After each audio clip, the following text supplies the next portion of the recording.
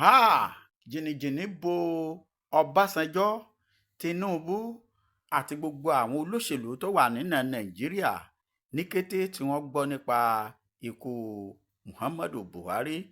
Nígbà tí gbogbo àwọn ará òkè ọya, pàápàá jùlọ ìpínlẹ̀ Kaduna, tí wọ́n ń jó, àwọn ọ̀dọ́ wọn tí wọ́n ń yọ̀, ẹ wo bí wọ́n ṣe ń jó nítorí ikú bàbá yìí. Èyí yóò fi jẹ́ kó yé gbogbo ènìyàn wípé kì í ṣe èèyàn gidigidi. Ọmọ Yorùbá, ẹ farabalẹ̀ kẹ́ ẹ wo fídíò yìí, wọ́n gbé wá fún yín, ẹ rí lẹ́kùnrẹ́rẹ́ bí àwọn bàbá wọ̀nyí bí wọ́n ṣe kájọ bí ifá àrùn nítorí ikú Muhammadu Buhari. Gbogbo ilé, mọ́tò àtohun mèremère tó ní tó pera ti pin báyìí, èṣù iná ti dilẹ̀ lẹ́yìn aṣojú jẹ. Ọ̀yá, ẹ jẹ́ ń gbé yín débẹ̀, ẹ wo àrà tí àwọn ará Kaduna ń dá nítorí ikú Buhari.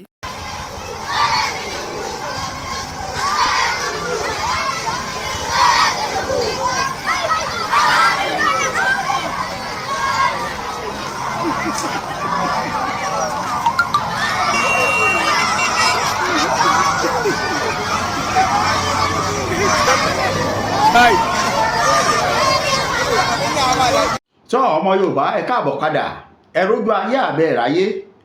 Àwọn ọ̀dọ́ ní òkè ọya lọ́hùn-ún ní nọ́ọ̀tì, bẹ́ẹ̀ ni láti ìpínlẹ̀ Kaduna ni wọ́n ti bẹ̀rẹ̀ sí ní jó tí wọ́n ń yọ̀ nítorí ikú tani, nítorí ikú Muhammadu Buhari tó kú.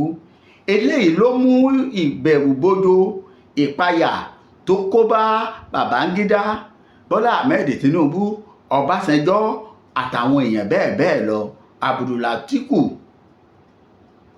àtàwọn kọ̀ọ̀kan tó tún kù nílẹ̀ agbára tí wọ́n fẹ́ gbégbé ayé àwa lọ.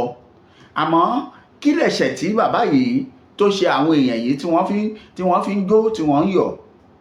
Ọ̀run dẹ̀dẹ̀ má tiẹ̀ kánjú torí gbogbo wa là ń bọ̀.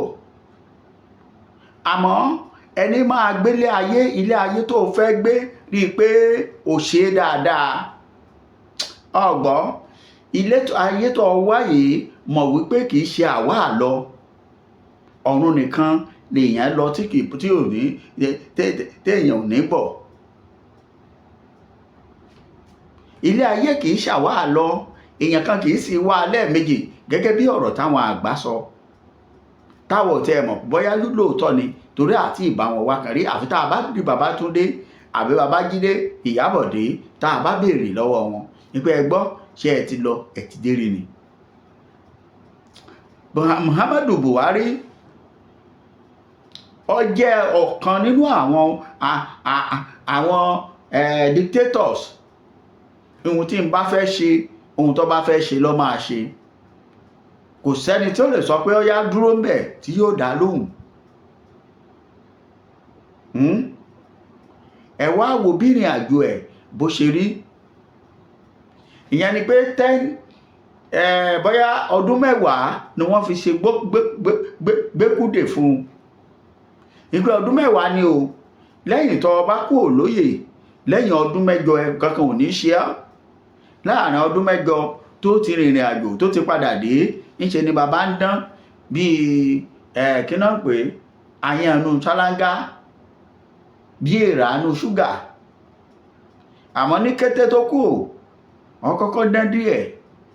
Àwọn tí ẹ̀ ní tò, ẹ máa ń ṣe ṣaṣáìsì nínú oko ẹ̀ ni, ó máa ń tẹ̀lé màálùú ni. Báyìí bá ṣe ń bá yín sọ̀rọ̀ yìí, àti dídán àti dìdàn, ó ti kúrò láyé. A ti gbóríṣiríṣi fídíò tó ti jáde lórí ọ̀rọ̀ tó lóye Sunday Adéyẹmọ sọ. Àwọn ọmọ àlè ilẹ̀ Yorùbá kan, wọ́n ti ń sọ pé ohun tó sọ ọ̀dà, tí wọ́n ti ń bú pé ìgbésẹ̀ tó gbé lórí ọ̀rọ̀ Yorùbá ọ̀dà. Àwọn ò tí ì lẹ́jọ́ tá a fẹ́ bá yín rò. Nígbà tẹ́ ẹ ní Buhari kọ́ ló ṣe ìkọlù tí wọ́n ṣe fún olóyè Sunday ní July 1st, 2021, ta ló lórí orílẹ̀-èdè tó bá pàṣẹ fún wọn pé àwọn tó bá jẹ́ nínú ẹbí yín ni wọ́n ti pa àwọn méjì tí wọ́n pa, níbo kí lẹ fẹ́ sọ sí? ọ̀rọ̀ báwo lẹ ṣe fẹ́ máa sọ̀rọ̀ lónìí? tó bá ṣe wípé wọ́n bá pa Sunday Adéyẹmọ lọ́jọ́ náà lọ́hùn-ún kí lẹ máa sọ, ṣùgbọ́n nítorí pé òṣèlú lẹ́yìn, olóṣèlú nìyẹn, àwọn èèyàn ti sọ bẹ́ẹ̀. ẹnìkan ò pé kẹ́ ẹ má ṣòṣèlú, àmọ́ ìrìn àjò òmìnira Yorùbá òun ni kẹ́ ẹ má gbìyànjú àti kọjú ìjàdà kọ́bẹ̀ má ba àbàyín dì í. ẹ gbọ́, jìnnìjìnnì tó bo àwọn bàbá yìí kò ju wípé ọjọ́ wo ta ló kàn, ọjọ́ wo ni ó kàn wọ́n náà. ẹ má jẹ́ ń gbà yín lásìkò lọ títí mọ́, ẹ jẹ́ ń gbé fídíò yìí kẹ́ ẹ wá farabalẹ̀ wò ó bí àwọn ọ̀dọ́ yìí àrà tí wọ́n dá, bí wọ́n ṣe ń gbé pósí Muhammadu Buhari tí wọ́n fi ń jó káàkiri, ìyẹn pọ́ngá tí wọ́n fi ń sìnkú. ẹnu lórílẹ̀‐èdè Nàìjíríà yìí ẹni tẹ́mi mọ̀ pé wọ́n ṣerú ẹ̀ fún òun ni Ibrahim Badamasi Babangida. òun sì wà láyé báyìí, kò kú. àṣé èpè a máa múra ẹnìkan ju ẹnìkan lọ nígbà míì. Muhammadu Buhari ti kú báyìí, ìbẹ̀rù dé bá gbogbo àwọn yòókù, torí kò sẹ́ni tí ọ̀rẹ́ tí ọjọ́ kú tẹ́rù ò ní bà. bẹ́ẹ̀ ni kò sí ẹ̀dá ọ̀hún torí ìrìn àjò àrèmábọ̀ ni tó máa rántí pé tó òójọ́ kan lù wọ́n máa kó láyé yìí tẹ́rù ò ní bà pé òótọ́ mà ni, bó lòun ṣe máa ṣe. òun ló dífá fún gbogbo ẹ̀yin àgbààgbà wọ̀nyí, ẹ̀yin tẹ́ ẹ sì kùn lórílẹ̀‐èdè lónìí bá a ṣe ń sọ̀rọ̀ yìí, tí ẹ sì ń sọ̀rọ̀ tí àwọn èèyàn ń gbọ́, tí ẹ gbápá yín tápá yín ṣe gbé, ẹgbẹ́sẹ̀ ẹsẹ̀ yín ṣe rìn, ẹ ṣe bí ọmọ ènìyàn, wípé ìran Yorùbá ló tó gẹ́, ẹ jẹ́ káwọn tó ń jẹ nínú òṣèlú máa jẹ, àwa ò bá yín jà. ohun tó tọ́sẹ̀sọ tiwa ni ẹ fi lé wa lọ́wọ́, òun lòmìnira wa. àbá gbogbo ẹbí ìbò Muhammadu Buhari kẹ́dùn, torí kò sẹ́ni tí ò ní kú, gẹ́gẹ́ bí mo ṣe sọ nínú àwọn fídíò mi kan.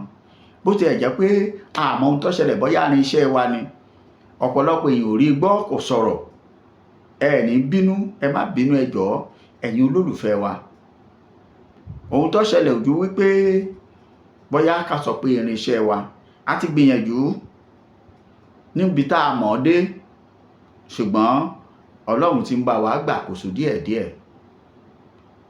ẹ má jẹ́ ń tàn yín, kò sí ohun tó máa dá òmìnira orílẹ̀-èdè Yorùbá dúró lágbára lọ́wọ́ Ọlọ́run àti lágbára lọ́wọ́ àwọn alálẹ̀.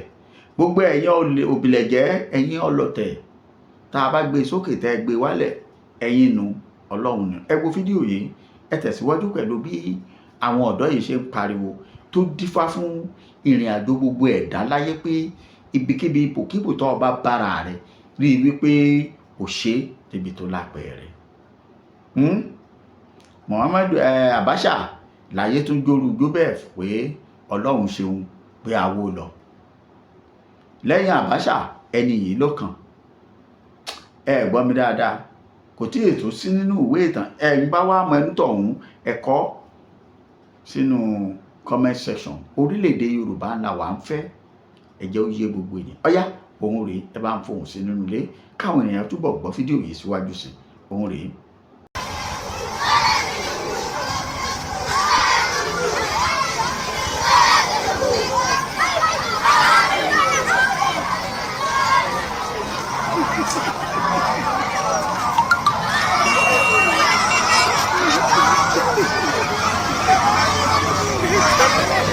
Bye.